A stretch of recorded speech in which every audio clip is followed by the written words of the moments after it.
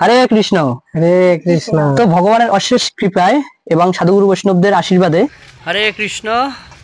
শুভ নববর্ষ সবাইকে। হরে কৃষ্ণ। তো প্রভু আর আমি এখন যাচ্ছি একটা বাসায়, যে ভগবানের চিত্রপট স্থাপন করে কালকে থেকে সেই বাসায় তারা সর্বদা প্রসাদ পাবে, সেই উদ্দেশ্যে। হরি বল। ইতিমধ্যে চলে আসছি সেই প্রভুদের এই বাসার সামনে। এখন আমরা ভিতরে প্রবেশ করব।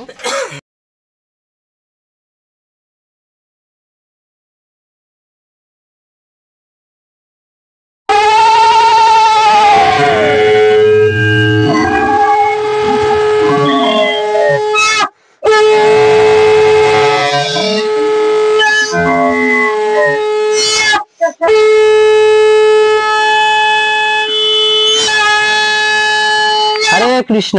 হরে কৃষ্ণ। তো ভগবানের অশেষ কৃপায় এবং সাধুগুরু বৈষ্ণবদের আশীর্বাদে এই যে দেখতে পাচ্ছেন আমাদের দুর্গা মাতাজি বহুদিন ধরে যে ভক্তিমতী মন, সে ভগবানের অনেক সেবা করে থাকে, সর্বদা ব্যস্ত থাকে বাসায়। তারপর ভগবানের সেবা, ভগবানের জন্য পুষ্প, তুলসী এবং অন্যান্য সেবা মন্দিরে করে থাকেন। তো আমাদের এই বিষ্ণুলোক সেবক দাস প্রভু এদের গাইডলাইন দিয়ে থাকেন এবং প্রভুর অশেষ করুণায় এবং মাতাজিদের অশেষ ভক্তিতে তো আজকে মাতাজিদের বাসায় ভগবানের চিত্রপট স্থাপন করা হয়েছে এবং তারা মনস্থির করেছেন যে কালকে থেকে ভগবানের প্রসাদ গ্রহণ করবেন। তো এই সুন্দরতম দিন নববর্ষের শুরুর দিকেই তারা এই ব্রত গ্রহণ করেছেন। তো বিষ্ণু প্রভু কিভাবে করে কিছু বলুন। হরে কৃষ্ণ। সবাই আশীর্বাদ করবেন যেন এই কৃষ্ণ প্রসাদ মানে পাইতে পারেন, এবং একটু কৃপা করবেন। দুর্গা মাতাজি, দুর্জয় প্রভু আমাদের, তো হচ্ছে আমাদের তারপরে কি পূজা মাতাজি, বাবার নাম কি জানি, সঞ্জয় প্রভু, সবাই মিলে যেন সেই কৃষ্ণের সংসার করতে পারে। হরে কৃষ্ণ।